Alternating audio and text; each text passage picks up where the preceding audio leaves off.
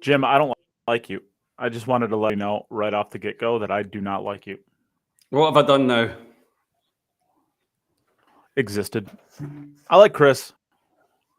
Oh, he laughed at your dumb joke earlier, so maybe I like him less now than I did before. Yeah. Here you go, Jim. That's what I think about you. Are we going to get your cat's ass again? There we go. Oh, nice. Yeah, there you go. That's what I think.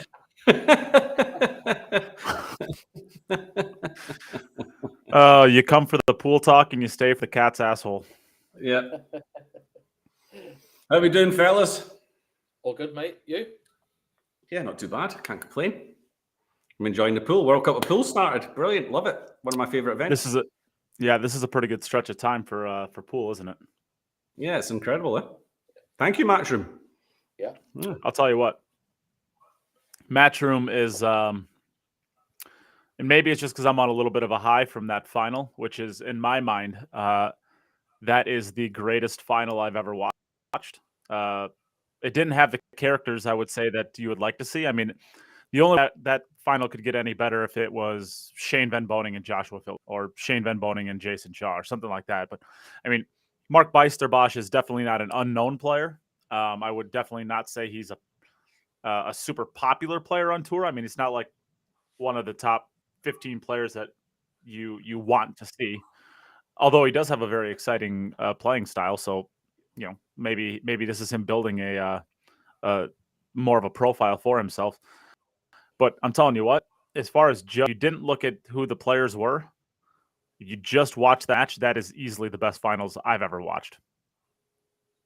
Chris, what do you think? Yeah, it was exciting. It was something different for sure. I mentioned to Jim a minute ago. Mark, he kept riding the 9 when there wasn't really maybe something obvious on. He took his chance to get the 9 moving, and a couple of times he fluked another ball, playing the same type of shot. But yeah, apart from that, we got to see 2 really, really naturally talented guys who we haven't seen on the Matchroom big stage in a while. Dang, I know he got to the latter stages of some tournaments a few years ago, but to see like talent at that level from different players, class, just shows how much strength and depth there is throughout the tour, I think. Certainly. Jim, what do you think? It was a dream final for Matchroom, not just for us as fans. It was absolutely perfect for them. Emily Fraser and the Matchroom team, they're trying to grow the sport, they're trying to promote the sport, they're trying to bring it to a wider audience. If you've tuned into that and you've just been flicking through the channels and that's come on the television, you've thought, I'll just watch this for a little bit, and you've never really watched pool before, that's what you're going to watch it again. If you think that that's how pool is played all the time, that's exactly what you need. That's exactly what Matchroom need in order to sell the sport, because that was. Boy, are you going to be disappointed? Yeah, I know you're going to be disappointed.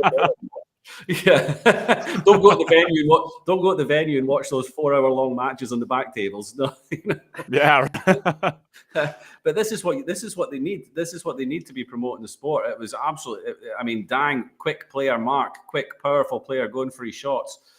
I mean, that's the way Mark plays. I know Mark's game. I know Mark. I've played practice sets against him. I've played small money sets against him. It's how he always plays. It's how he plays in the Dutch Super League. And he has this mindset that he has a game plan before he goes out there. And it doesn't matter what the score is. It doesn't matter what the situation in the match is. He will stick to his guns and he'll stick to his game plan. He won't change the way he plays. And it was great to see. We were watching it all. We had the finals of the Dutch Premier, the Dutch Super League. It's called the Eredivisie. It means honor division, but let's just call it the Premier League. And so all the teams were in one location playing the final matches to decide the championships and relegation. And of course, the television's on and Mark's playing the semi-finals. And we all just stopped playing. We were just watching. We were crowded around the TV watching them. The atmosphere was amazing. And if you can imagine of that being something that is happening all over the world when your guy's in there, when there's a guy, these are the things you want. You want to have these bars and you want to have these pool halls full of people who are sitting watching, the whether it's their friends or the favourites playing. I mean, it was great to see. We all thoroughly enjoyed it. It's unfortunate that Mark didn't go over the line. He took a shot at it. He was never going to walk away from the table not taking on a chance to win. That's just not his style. So he went for it.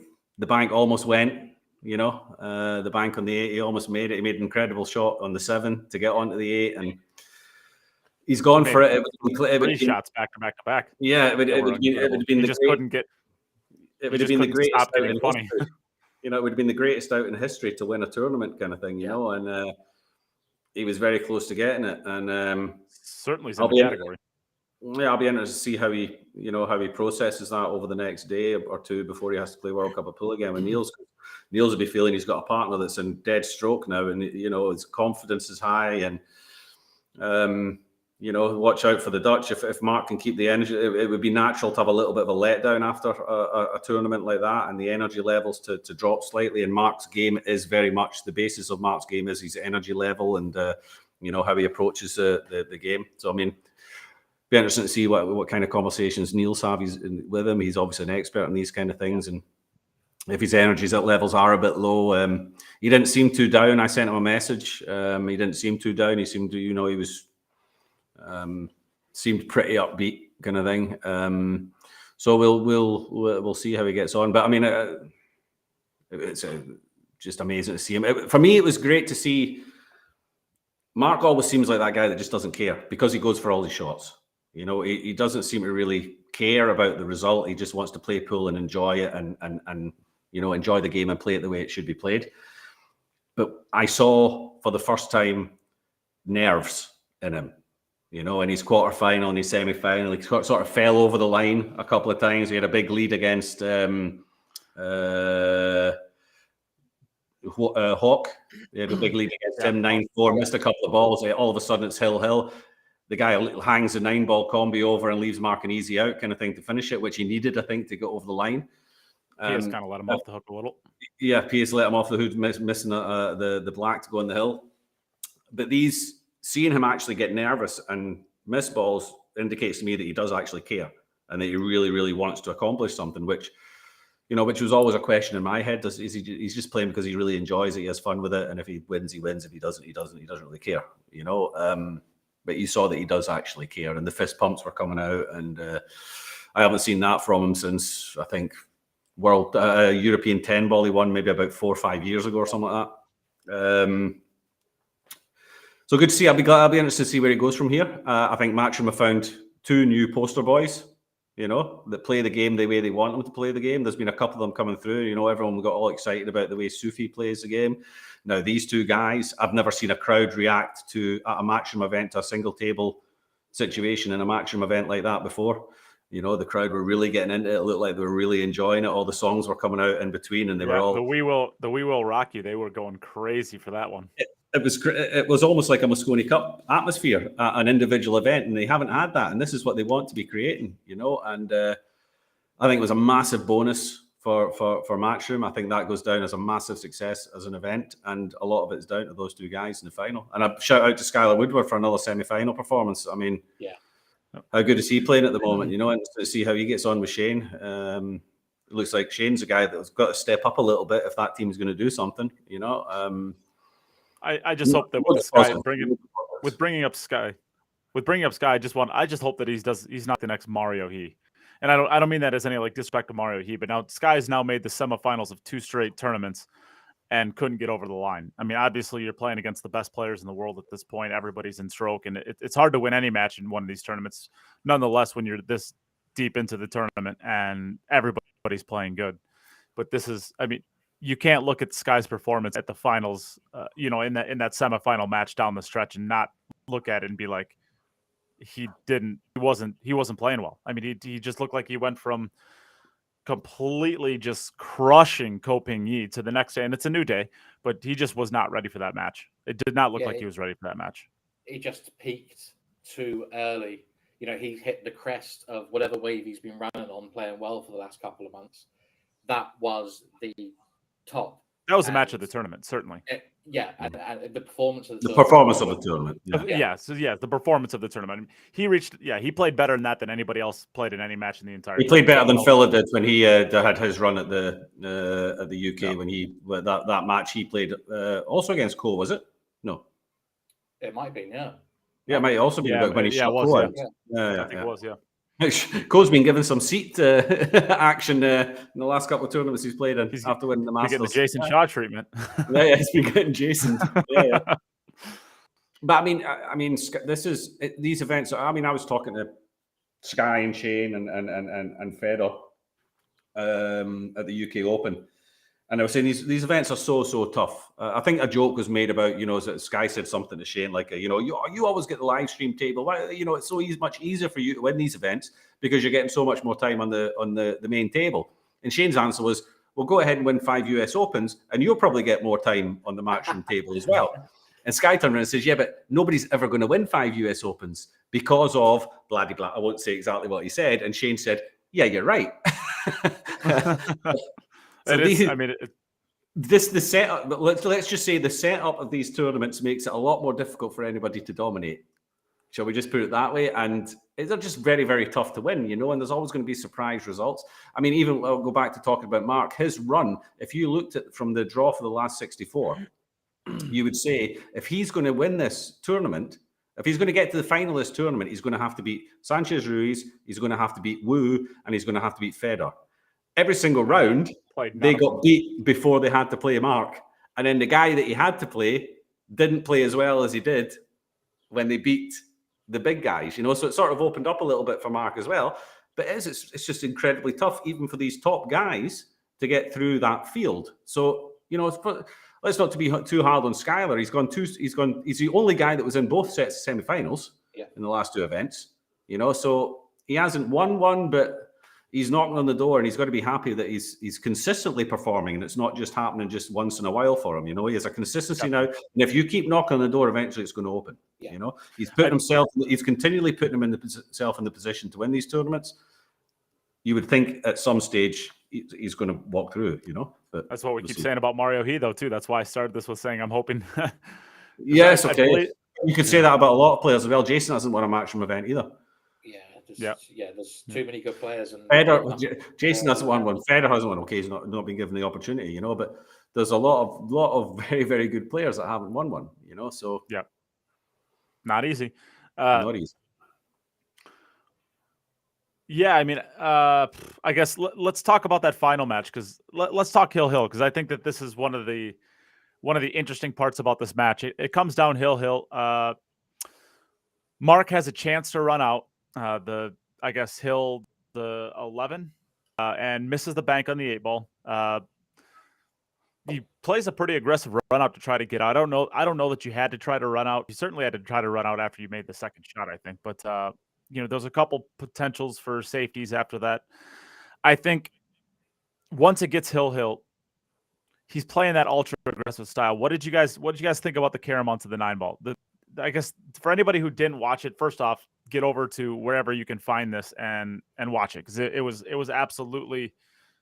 I mean, it's perfect to watch. I mean, it was the most entertaining match of pool that, like I said, I've probably ever watched. It gets Hill. He's got a very tricky 1-9 carom. I don't think it was on. I don't think it was on either. We said when we were watching it, it's not on. The 9's too high. Yeah, we all said we were all watching. With how far away the cue ball was. If the cue ball was maybe 4 foot you closer, could get more you could get a little bit more backspin on it to try to get into that carom. But he didn't go into it just to make the ball. I mean, he went into it to get it moving. Because if he wanted to really actually make the ball, he would have hit it a lot softer to let that draw catch. I think he was just trying to get it moving because the two and the 4 were tied up and the 3 and the 6 or something like that were tied up. The run out was not.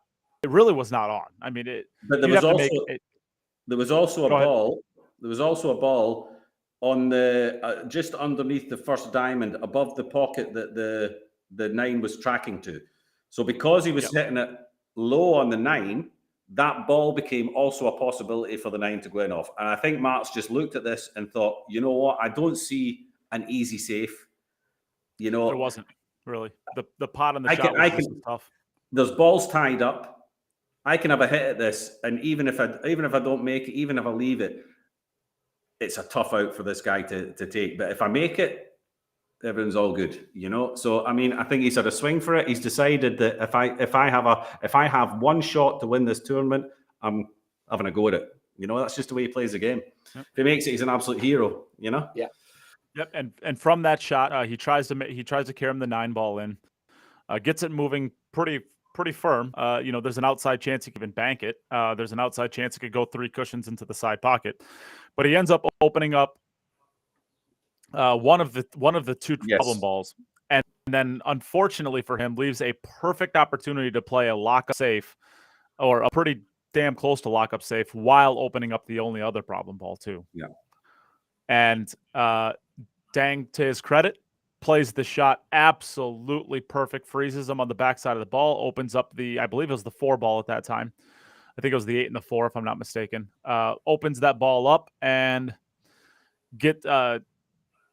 Mark kicks a hit and then leaves an opportunity, and Dang took it and sprinted right through. Got a little bit funny on the 6 ball.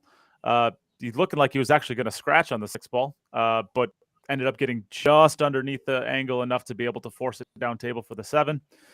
Runs out. I guess ultimately, what do you think about that shot, Jim? Do you think that was the best shot for that moment, or do you think it was a little rushed? Attacking the 9. No. Is it the right shot? I mean, you're hill in the biggest match you've ever played in your life. The shot clock is ticking away. You had a swing at it in the rack before, and it just didn't get out. If that 8 ball's very close to banking, and then he's perfect on the 9. Is it the right shot? He's got to the final playing like that. And I always say, or I try and say to people, look, never let the score. I mean, it's very difficult, and it's always going to be situations where it happens. Never let the score change your decision process. If it's the right shot at 1-1, it's the right shot anytime. If it's the right shot, if he sees it, if he sees it and he thinks he's got a chance at making it, if he plays a safety and he leaves an open table, he's going to be pissed off with himself that he didn't have a swing at it. It's one shot. It's one shot to win the biggest title of your career. And I wouldn't even say it cost him the title. I think it's easy to look at that last rack and say, that was a mistake that cost you the title. But throughout a match, there's lots of mistakes. There's lots of things that happen. He missed a couple balls. I mean, they both did. And Mark got a lucky. Mark had a bit of the run of the ball as well. It just wasn't meant to be. And I think once he's had a couple of days to process it, he'll be massively proud of what he's achieved. He got a massive round of applause from everybody just as big a round of applause as when he lost than is what he did when he won the semi-final. So I mean, everybody overseas is massively proud of him of what he's achieved. And all his friends were there. There was one guy, his best mate Gary. He was struggling with it. He was bright red. He was pissing with sweat. He's just sitting there like this the whole time. Oh, no. You need to calm down, mate. Calm down. He was going through all sorts of... he was up and he was down. He's like, yes, and oh, shit. And, it was amazing. Great atmosphere. But wrong shot. Not for me to say. It's a shot he played.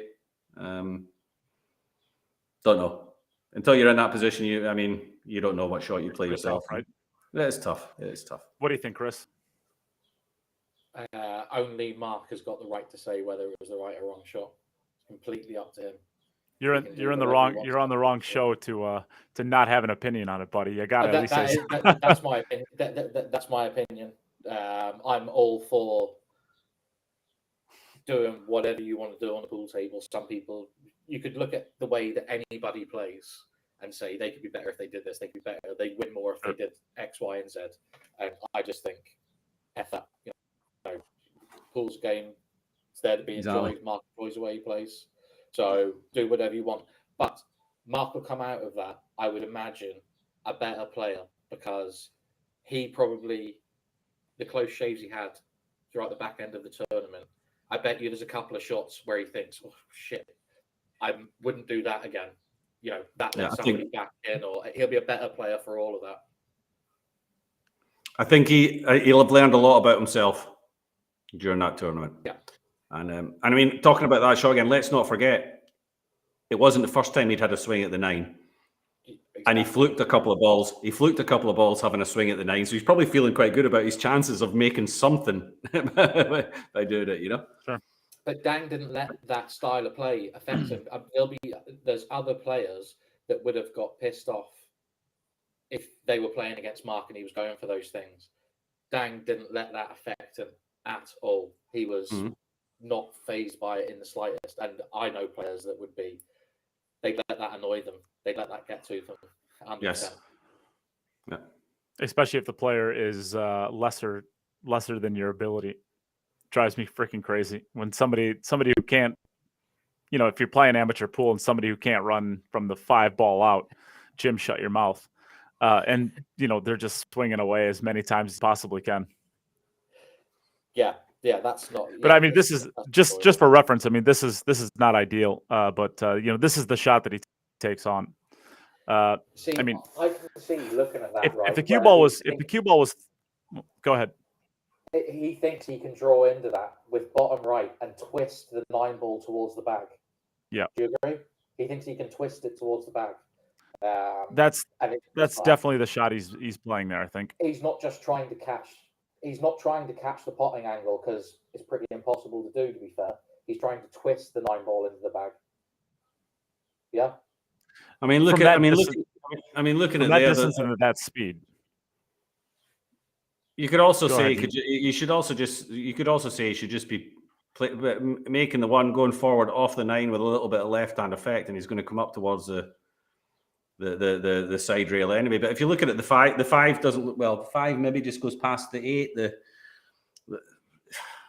I mean, it looks like a reasonably open table from there. The 5 does not go by the 8 because later on they were on it, and it did not go. Okay. Well, I would say though, there's safety options still there with that shot. You know, how many of them he looked at, but there are containing shots, not lockups, but containing shots. When the shot was played, I thought it was more on than it was. They eventually showed a side angle, and the 9 ball was too high. This shot can be made, but it definitely cannot be made at the speed that Mark hits it at. There's just enough time for the draw to catch, but I don't know that he was necessarily trying to make it there. I think he was trying to just get it moving aggressively, and maybe just to rely on a roll, maybe rely on like the rack just being too tough and taking that one swing at, you know, the biggest title of your career. It's hard to know exactly what's going on in his head, but at the speed that he hit it at, there's just no way that you can make that ball. You got to get that cue ball to draw just a little bit before it gets to that 9 ball to really have a chance of potting that. We agree on that, I would assume. Yeah. The like I said, we were watching it. We were all watching it, and we all said the camera's not on. It's the 9 is too high. Yeah. But yeah. I don't hate the shot though. I mean, there's a lot of good rolls that could happen out of it. There's a lot of bad rolls that could happen out of it, but I mean, sometimes, you know, I don't think that they say like if your safety is just as tough as potting the ball, play the pot. I don't see any safety there that is routine. I mean, there's nothing. There's nothing there. I don't see a safety that's easier than making the 1. I mean, well, I agree.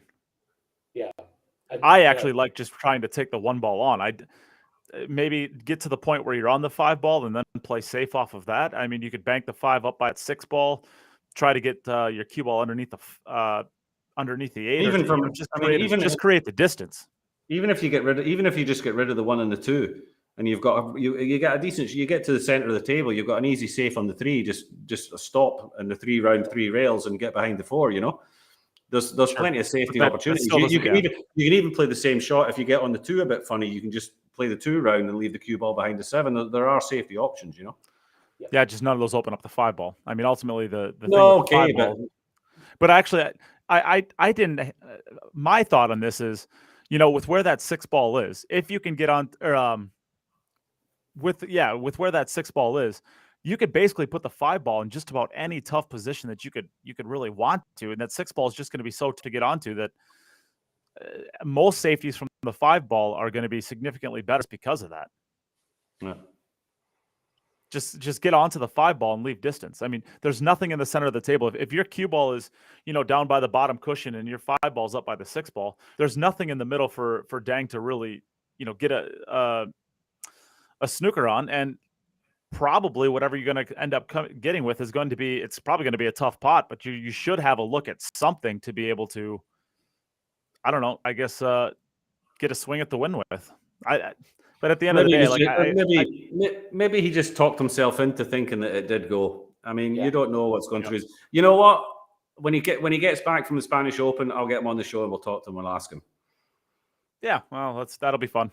But I think it's a case I don't hate his decision. Live by the sword, die by the sword. That's the kind of game he plays, and he went for it. And I don't hate his decision. I don't think that it was wrong.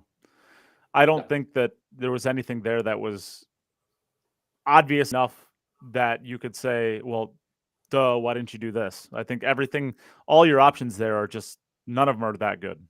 Conversely, I don't think there's anybody in the top 10 goes for the same shot. No. I don't think any of the serial winners, any of the guys that have established themselves as champions, I don't think any of them play the shot. No. Correct. I don't think so either. Maybe I don't think any of them play 80% of the shots that Mark took on in order to get himself into the final either. Yeah, true. Yeah. And what do we? And to be honest, you've said it yourself. You've said it yourself. The best final you've seen. I mean, a big part of that was the shot makings and the attempts and the ones that kind of looked a bit silly because they really didn't come off. That you think, what the hell is that? But that's what happens when you shoot when you shoot for all or nothing. Like Mark does. When it comes off, you're a hero. When it doesn't, you think, what the hell? What have you done? It's all part of it, isn't it?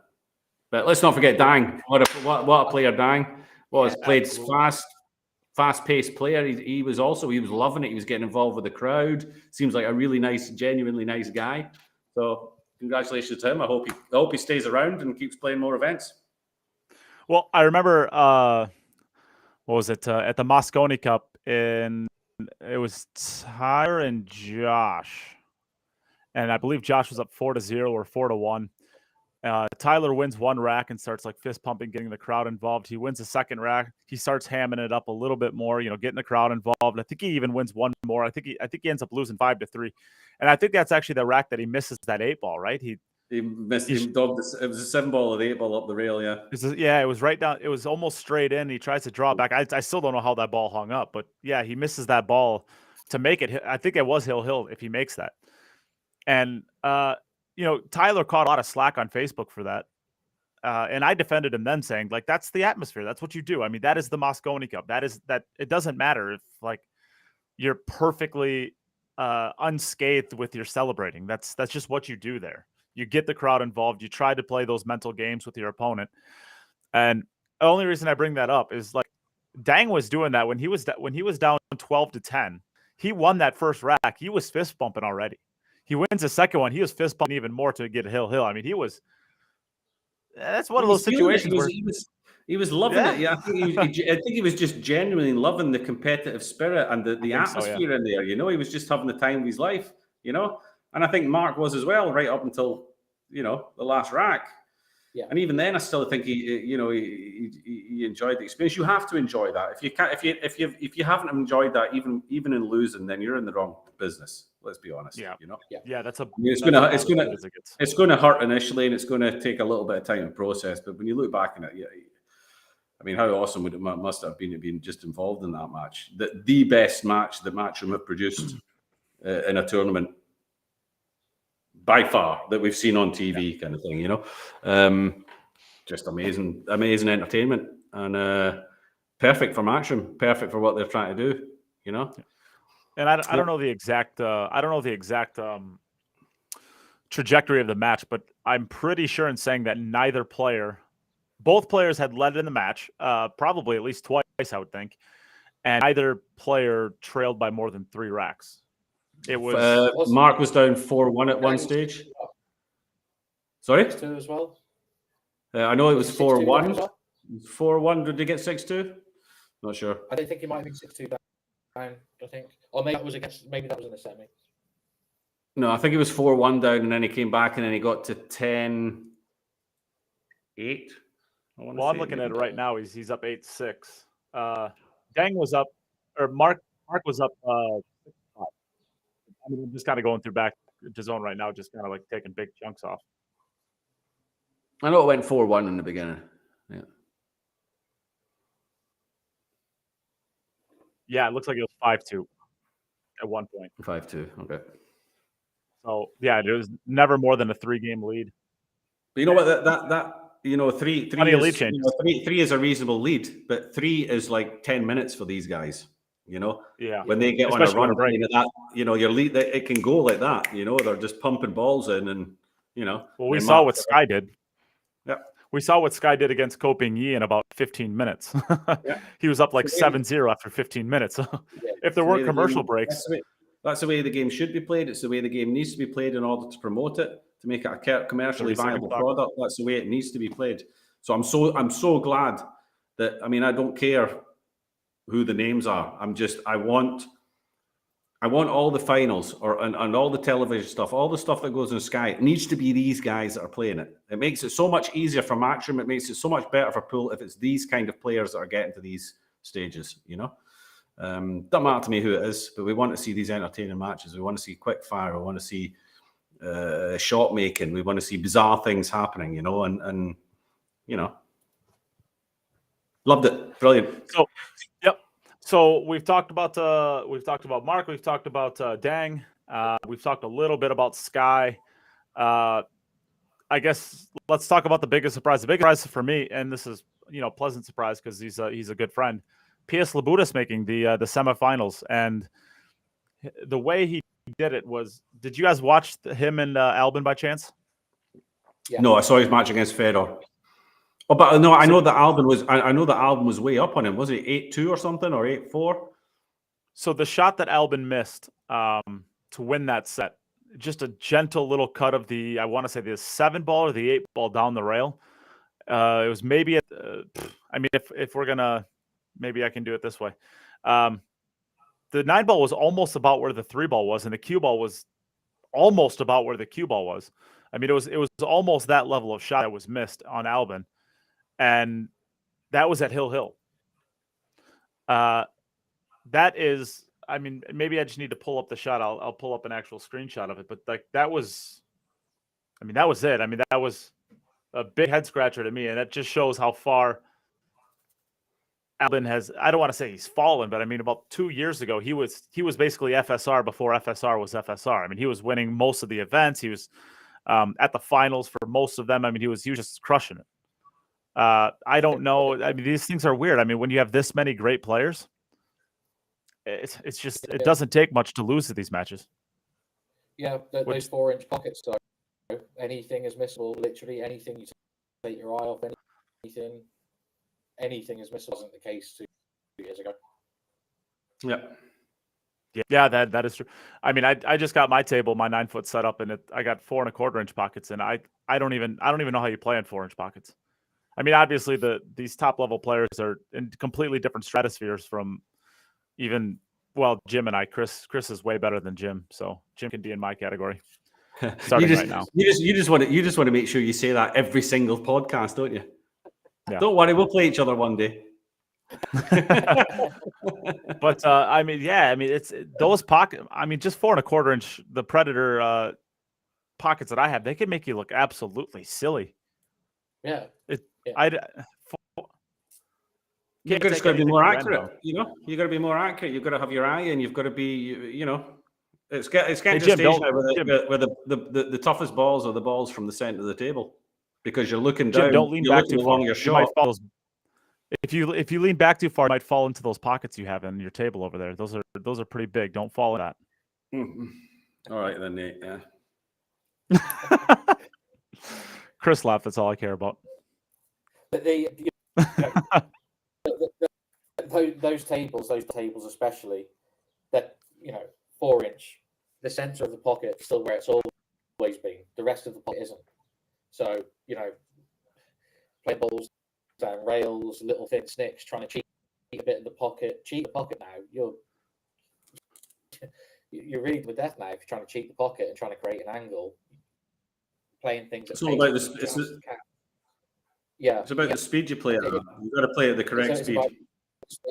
Yeah. It's all about that.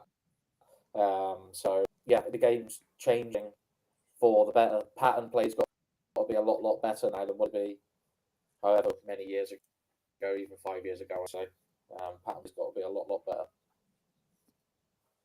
Well, yeah, and that's like one of the biggest arguments as to why the the 1990s pool player was better than this generation. Is like, well, none of the players these days have a stroke. None of them get the ball around on shag carpet and unclean balls and blah blah blah. And well, those shots aren't even available on these tables.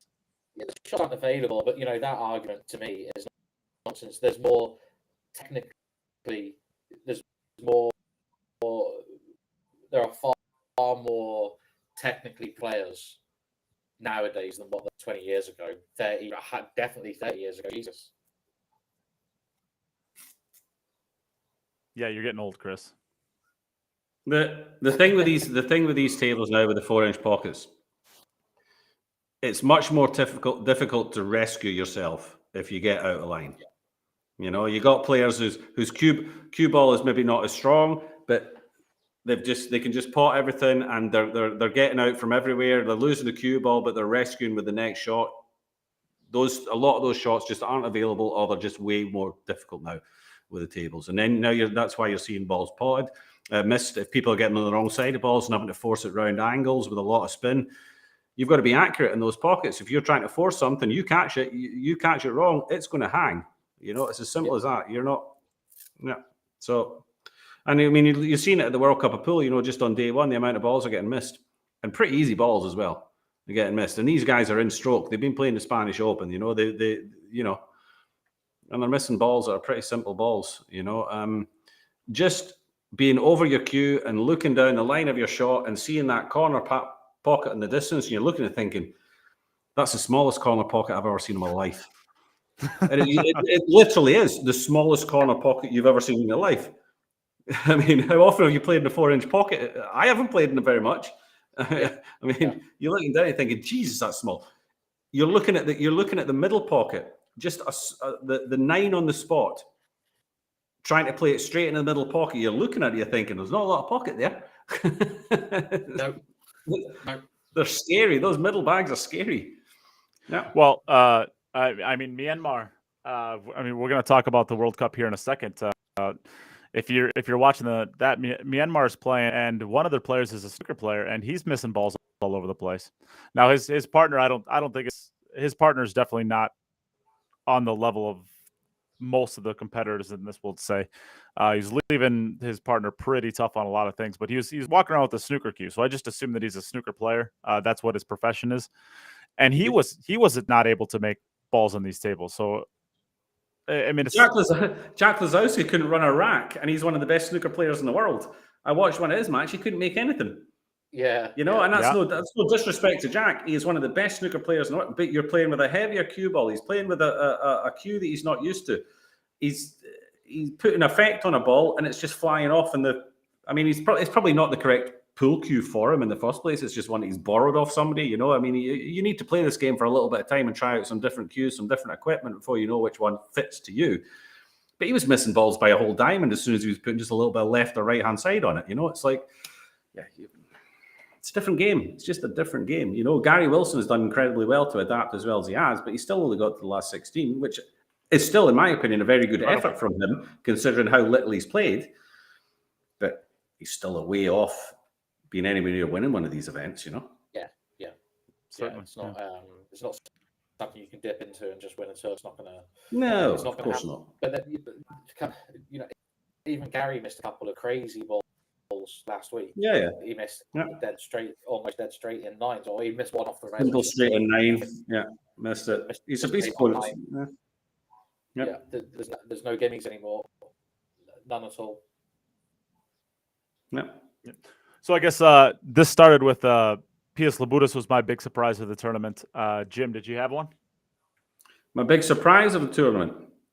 I think the final was a big surprise. I don't think anyone would have picked those two for the final. I think that's a massive surprise. I think you could have given everybody a million chances. Kachi's brother. Fabio. Looks like a hell of a player. I'm sure Kachi will be having a word with him saying, okay, you've had your fun now, go back to playing snooker. I'm the pool Kachi, okay? You can go back to your snooker table and take care of those guys. Because he looked like somebody who can play the game, you know? Be interesting to see if he comes back again. Yeah. The surprises, I mean, there were surprises. There seemed to be surprise results-wise, there seemed to be surprises every day, which is great to see, you know? Yeah. Chris, did you have any big takeaways, surprises from the event? No, just Cledio, I think that was the main one. He's obviously played a lot. I know he's a snooker player and stuff, but he's obviously played pool a lot because he was playing the right shots all the time. He wasn't playing any. There's traps that snooker players would fall into, and they don't know how to, what shots to play, and leaving themselves straight by accident and stuff like that. He wasn't doing any of that. He knew exactly what was going on. He's quite young as well, isn't he? What is he, like 17 or something? 17. There's an 8-year difference. 17.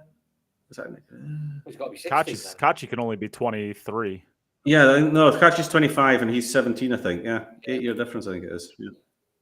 Yeah. So. I don't think Kachi's that old. Kachi couldn't play. There's no way that Kachi's been able to play the Derby City Classic for 4 years. There's no way. He couldn't. He could not play the Derby City Classic at COVID time. There's no way. He's not 25. Okay. He did, 24 and 17 then. He was there in 2019 when I went, but they changed so you used to be able to get into the Horseshoe when the casino for the. Yeah, he's 24. 18, and they changed the rules, didn't they? You needed to be 21. Okay, so he's 24-year-old. But I think Cledio's 17. But I mean, he's watching him walk around the table. If you just put Kachi's beard on his brother, you would say it was the same guy. Even the way they walk, the way they stand over the queue, everything. Their mannerisms, for sure. Their mannerisms were very close. They both look 35. Yeah. I mean, okay. So I guess, is there anything else that we want to discuss for the Spanish Open before we move on to the World Cup of Pool? No, well done, Matchroom. Another successful event. Brilliant stuff. Enjoyed it. Yeah, absolutely. I mean, the standard that Matchroom is putting on it's unrivaled at this point. I mean, I would like to see, if there's one thing I was disappointed from, it's not a Matchroom thing, but it's still, I mean, and this is an inaugural event, right? But there still is not that many people in there. Even for the finals, the stadium was the seats were maybe half full, give or take. I would like to see more people support these. With that being said, I'm not jumping on a plane and going to the Spanish Open. So it was in the middle of nowhere as well, essentially, wasn't it? It looks like a lovely place, though. I mean, so full. It looks like a lovely place, nowhere, isn't it?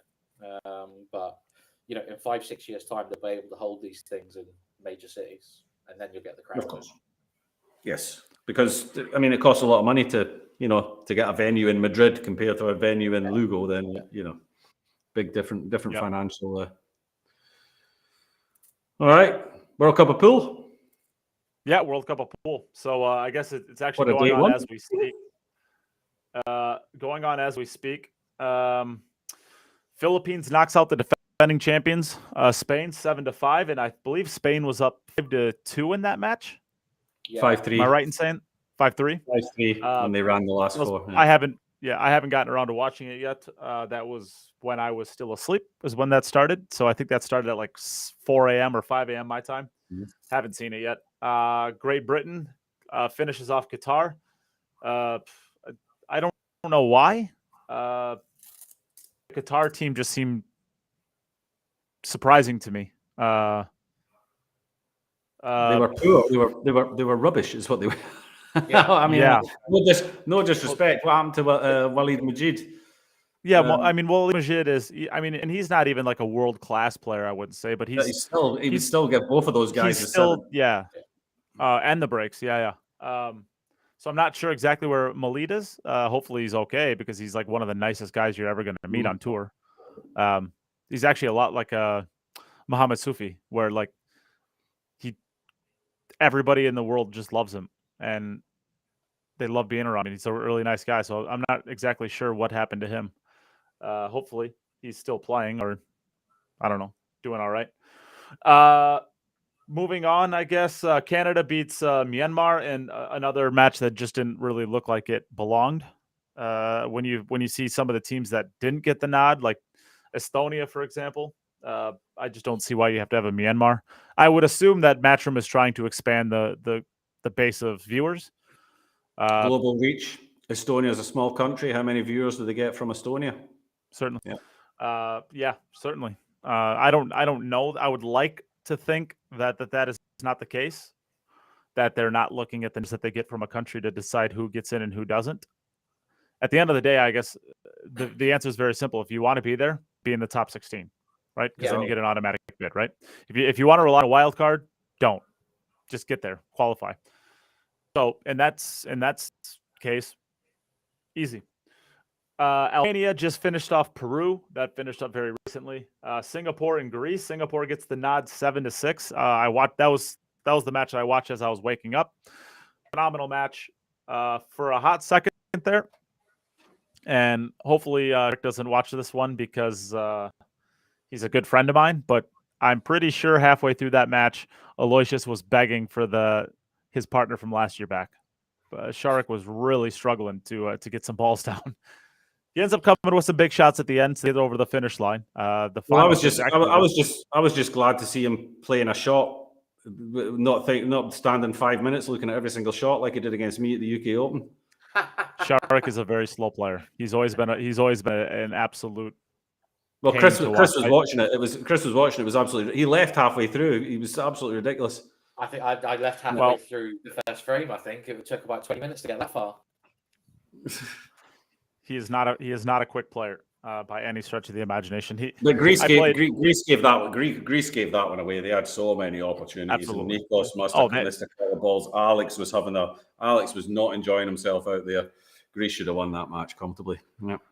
Oh, I mean, they should have won it 3 times in the last match or the last game alone when it was Hill.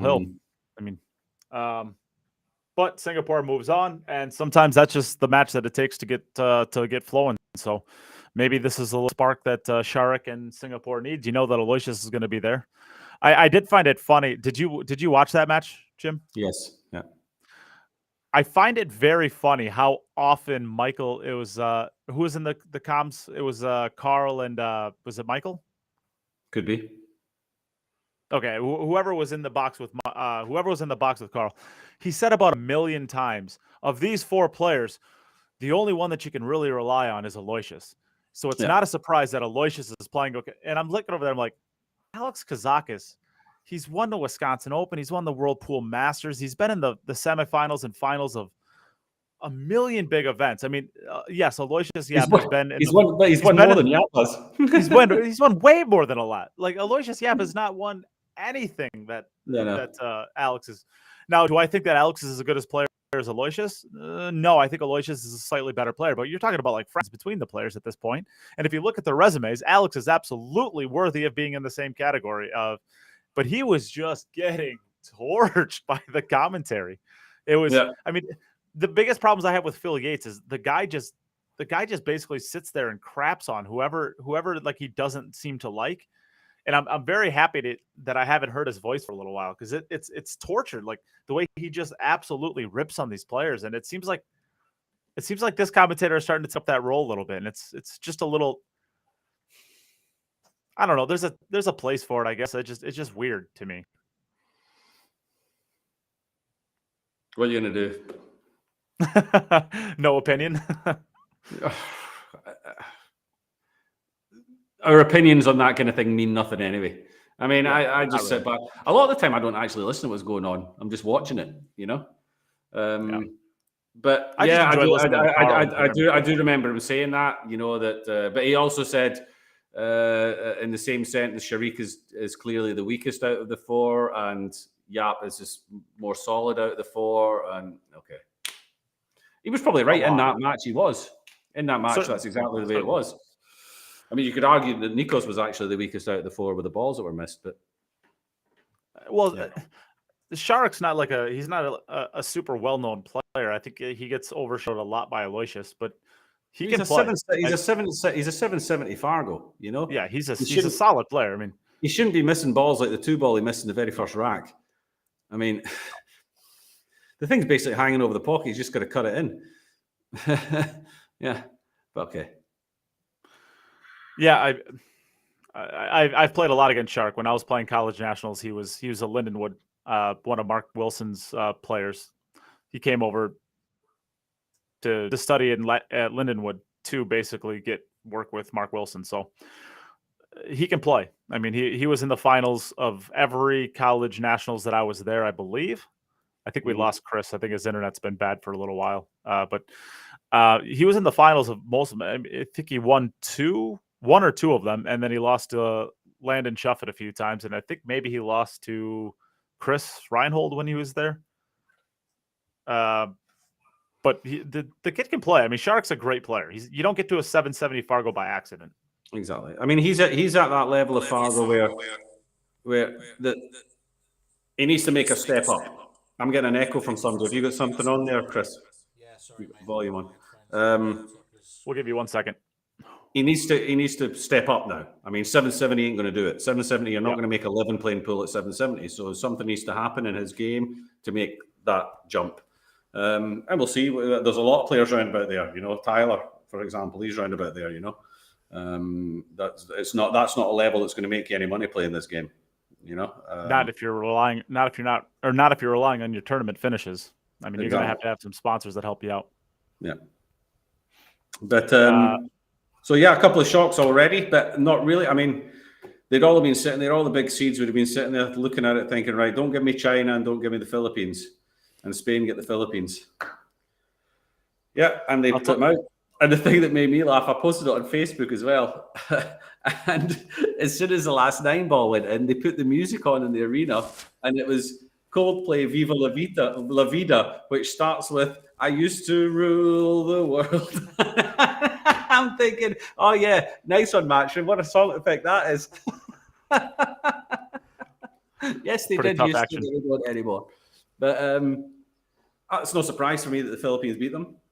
Neither of the two, both the Spaniards, both Alqueda and Sanchez Ruiz, seemed to struggle a little bit with the extra pressure that comes with playing in Spain at the Spanish Open. Didn't get the results that they wanted, kind of underachieved, and you could kind of tell when they were playing the match that, you know, they weren't completely, you know, they had that extra expectation in the crowd, and you noticed it when you're watching on TV, you're thinking, well, how much of the crowd is actually Spanish? How much is like other players that are watching and their entourage or whatever, or supporters for other teams?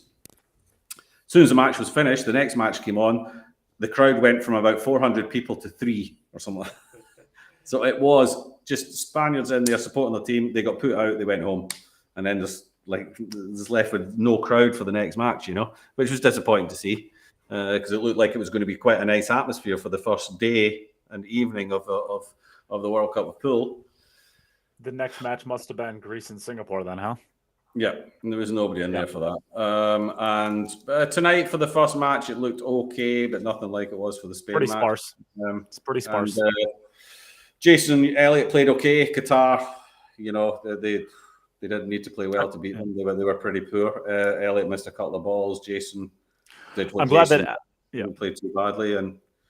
But I'm glad that Elliott got a little bit more settled in it was good. The first rack. Yeah. I mean, the first rack, Jason got Elliott onto an absolute perfect 6-ball. It was not easy to get, Four or ball. 5-ball, 4-ball, Four. 4-ball, 5-ball, 4-ball, Purple 5. Purple 5. yeah, 5-ball. 5-ball. I mean, he got him on absolutely perfect onto that 5-ball, and Elliott missed it by 3/4 of a diamond, and it was like the wrong miss too. If you're gonna miss that ball, you want to cut it too much, and he cut it like nowhere close to enough. Yeah, but it's just give him a bit of time to get those mistakes out. You're gonna make them. There's no two ways about it. Everybody's done it. Just give him a little bit of time. Make them. Yeah, of course. He got settled. They're gone. Yeah, Chris, do you have a microphone on that headset that you're using? I do, yeah. I think it's going through your phone. Could you check to make sure that you're using the microphone? Because you're really quiet, do, right, Jim? He's yeah, pretty quiet. Yeah. Elliott. I mean, Elliott. He got to hit some balls. He got to play some racks. It was made easier for them so they could relax. He hit some nice shots, and he hit some shots that he'll need to improve if they're to go further. But so did Jason. Jason, he needed to. He missed the safety play was.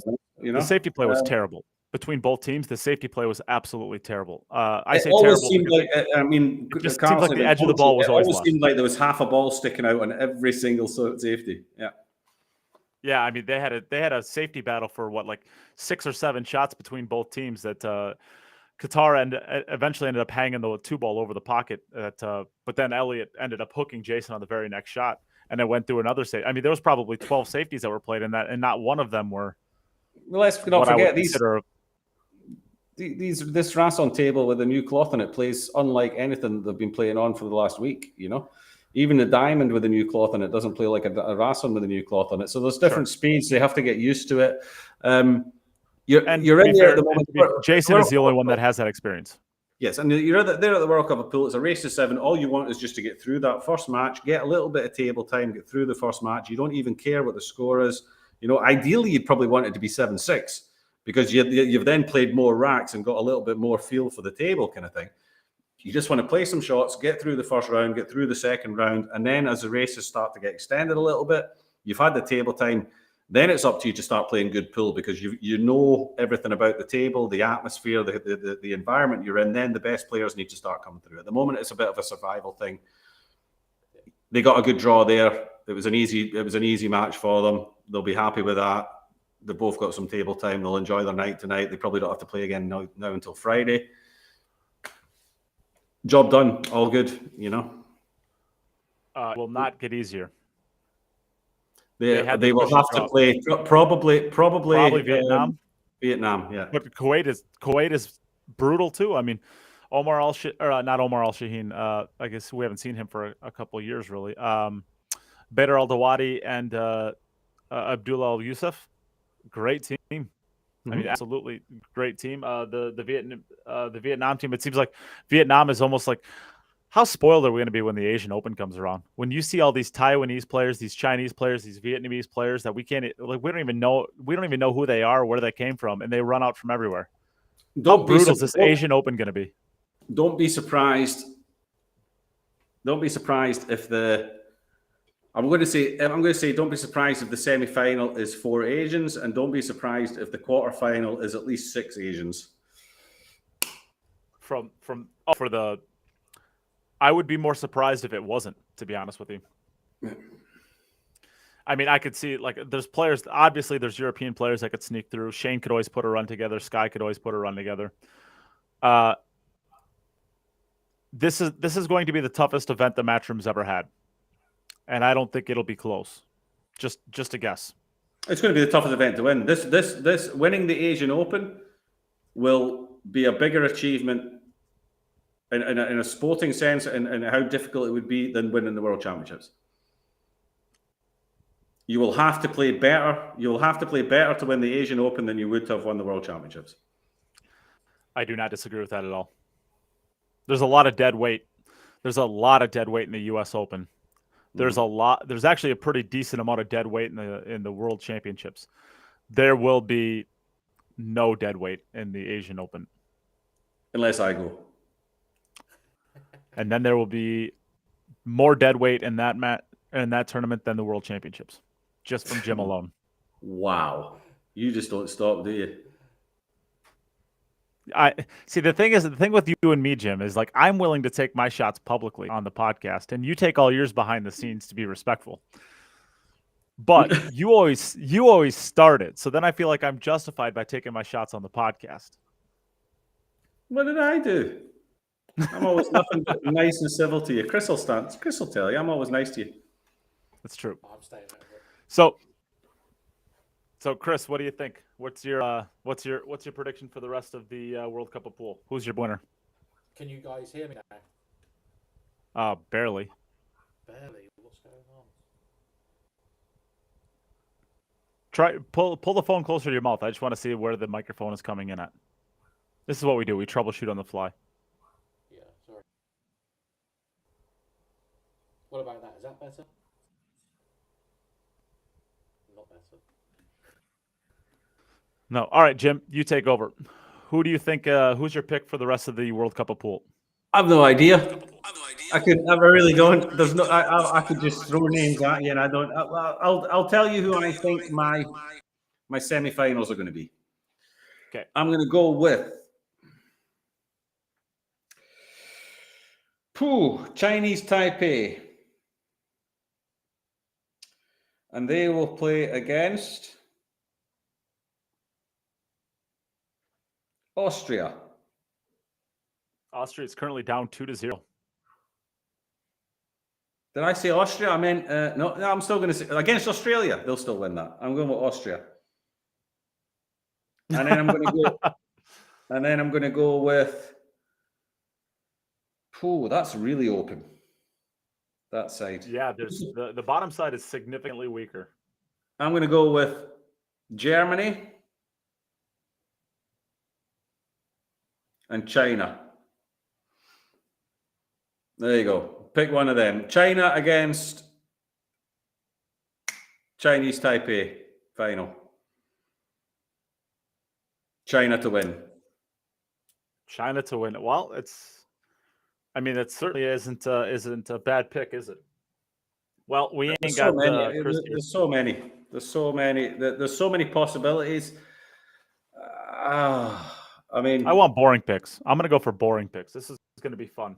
Or not picks. I'm gonna do you had boring picks. I'm gonna have fun picks. I like this. This is the first year I think that Shane and Sky put it together. I think that it's going to be the semifinals are going to be Shane and Sky, USA, and I never pick USA, so that should say something. And you'll pick Poland, and you'll pick Poland for the other one because you love Polish people. And I will take Poland. So USA and Poland. I knew it. I knew you picked Poland. I love the Poles. You know that Wojtek's not playing in this one. Oh, he's not? Oh, No. Okay.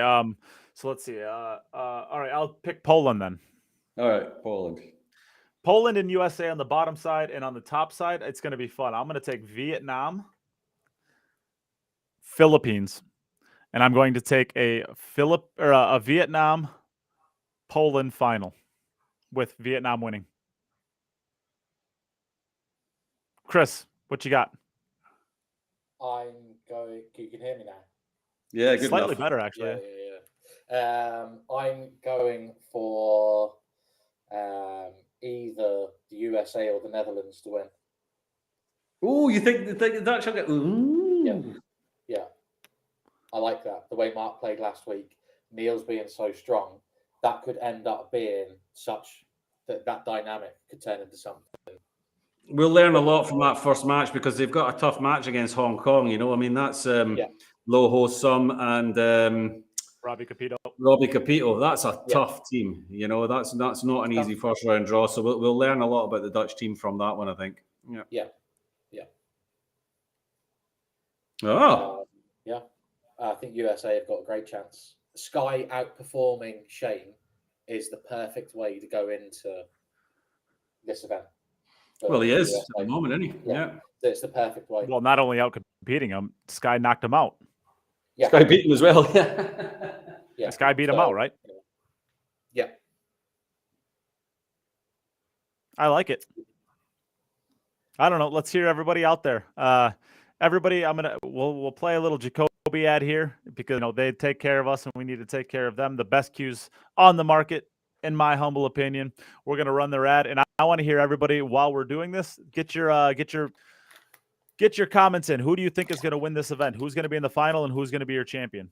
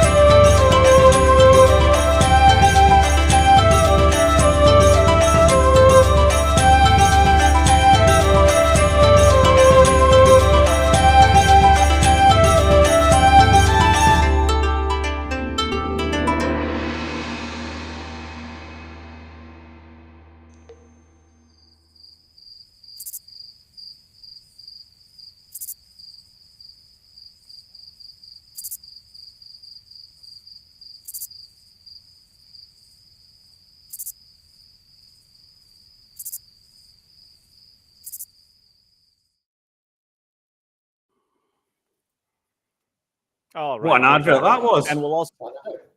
yeah, the best. We'll also give a huge shout out to the rest of our sponsors, Horo Tips, Onboard Sportswear, Digital Pool, Salado, Billiards Digest, and Insight Performance Coaching. All of them allow us to do what we do over here. So thank you all very much. And we will also give a shout out to the patrons that support the show and allow us to keep doing what we're doing too. Double Dave Hughes, Dave Wiersma, Mo Bashir, Cody Wettig, Ed Ladawi, Matt Poland, and Morgan Lupton. Thank you all for what you do. And with that being said, I think we're good for the day. Anything else you guys want to discuss? Oh, should we talk about the money match in the UK quickly? Oh, we should talk about that, shouldn't we? No. How much fun was that? That's It not was- fun. It was not fun. It was bullshit. It's bullshit. And see if that had been my beer that somebody had thrown, you'd know exactly who it was. Well, this is obviously something that you two are more passionate about. I'm sure you probably have more idea on who it was and what the situation is. So why don't whoever wants to volunteer, go ahead and tell us about it. Chris, you're the 8-ball player. I'll let you take this. So there was a match in the UK at the weekend. Two good players, Sean Story and Ian Alley. Sean Story has been winning a lot of events on Ultimate Pool, and Ian Alley hasn't been playing a lot of tournament pool. Both really good players. So they played for 90 grand a side, so 180k pot, first to 30. They played in a pub/club in Essex in the UK, and it went hill. It went 29 each. Now throughout the day, both guys had their own sets of fans there, and it was pretty raucous throughout the day. But it gets down to 29 each. Sean Story pots a great red across the top rail to leave himself on the black. Just needs to pot the black for 180 grand. And as he walks around to pot the black, somebody in the crowd lobs a bottle of beer onto the table, throwing it across the barrier into the middle of the table, beer everywhere, knocks the cue ball, and that's when all the fun and games started. And it was the most perfect throw that you could imagine, because they threw this full bottle of beer, it bounced off one of the rails, went into the center of the table, and then spun a couple of times, so as all the beer flew out of the bottle all over the tail. It was a perfect throw. Yeah. Oh, what a mess. Yeah, just a disgrace to it's hard to put into words. Bananas. Do you think that seeing this in a? Do you think that seeing this in a money match? Do you think Matchroom throws up their antennas and says, "Oh, what are we going to do about this?" Or do you think they just put this as a one-off and don't care? Well, the Ultimate Pool is the real is the company that's driving. Matchroom don't care about that. What Matchroom about don't 8 give a Ball? shit. This worked out perfect for Matchroom. If they even give I a know. shit about English 8 Ball, it's worked out perfect. But Ultimate Pool are the driving force behind professional pool in the UK. And well, I understand English that, 8 but Ball you can. go ahead. Well, go ahead. So the Ultimate Pool weren't involved in this promotion of this money match at all. But the guy who is backing Ultimate Pool and all the people that work there have put in so much good work to promote the game. And then something shit like that happens. And, this thing was it was all over social media, but it was also in one of the newspapers in the UK as well the following day.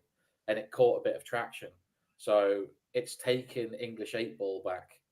Well, you can say it's just taken it back to where it started, which was in a shit place to begin with. Yeah. Jim, any thoughts? Oh, actually, really quick before I do apologize. There's something going on with this website with the Facebook chat. The Facebook chat, nothing's showing up. So sorry that we can't participate with everybody who's sending messages on Facebook. It seems that only YouTube and Twitch are working for comments today. I'm not really sure what's going on with that. So I just want to acknowledge that. Okay, Jim, go ahead. Yeah, it's a disgrace. There's been some names that have been brandished around as being the possible culprits, but nothing. I haven't heard anything definite yet.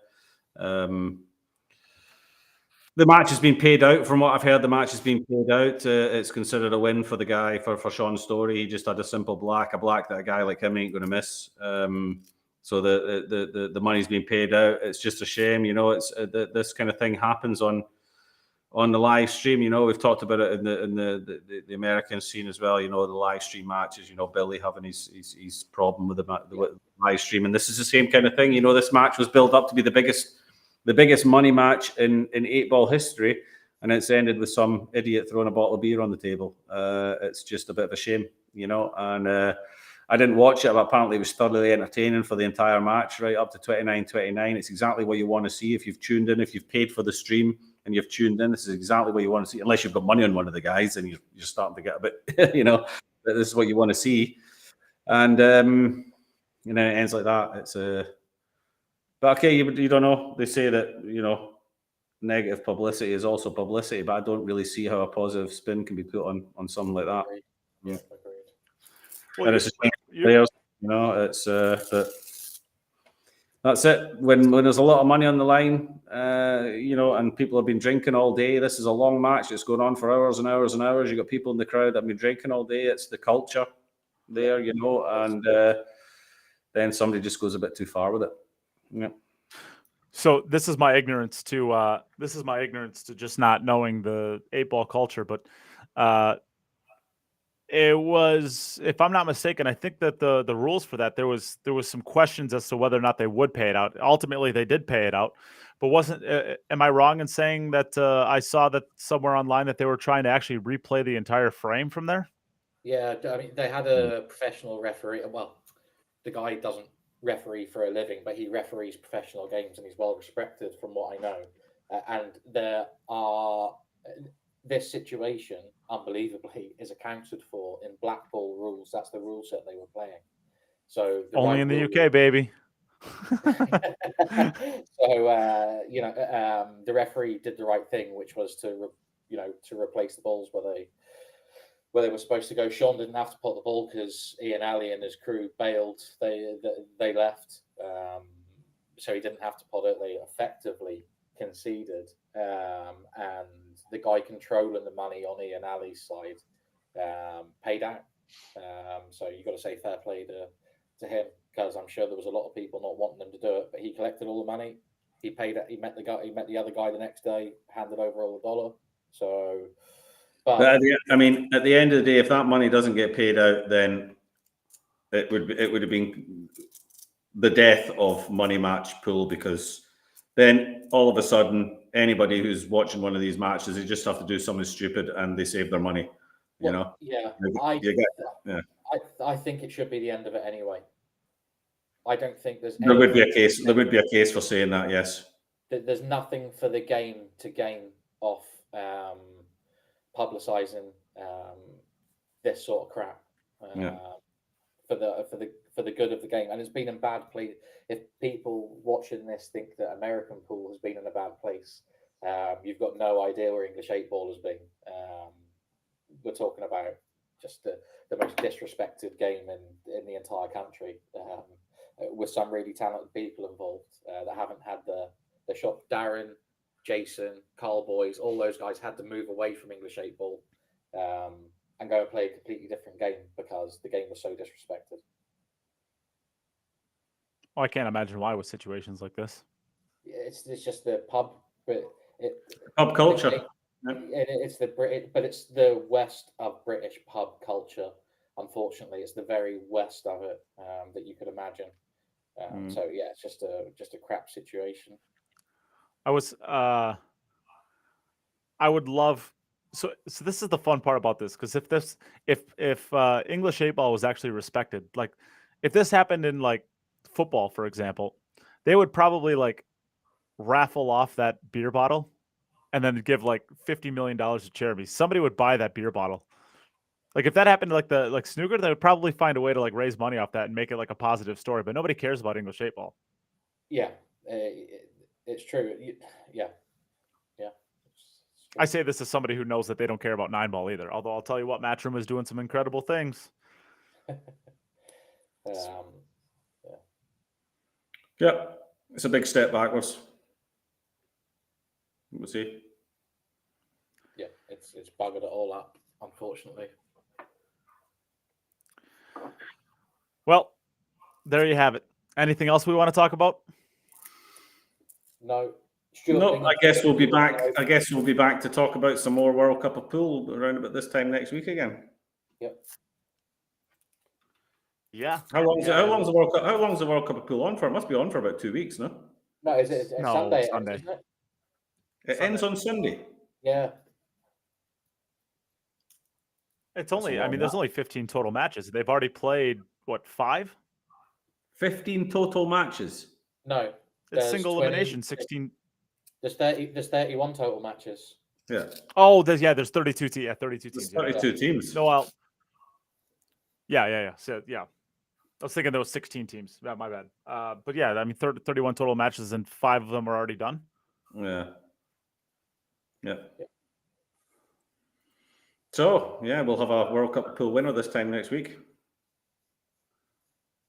Unless somebody throws a bottle of beer on the table. I'm not there. We're not suggesting that. Yeah, we're not suggesting. Yeah, the match going on right. Please do not say.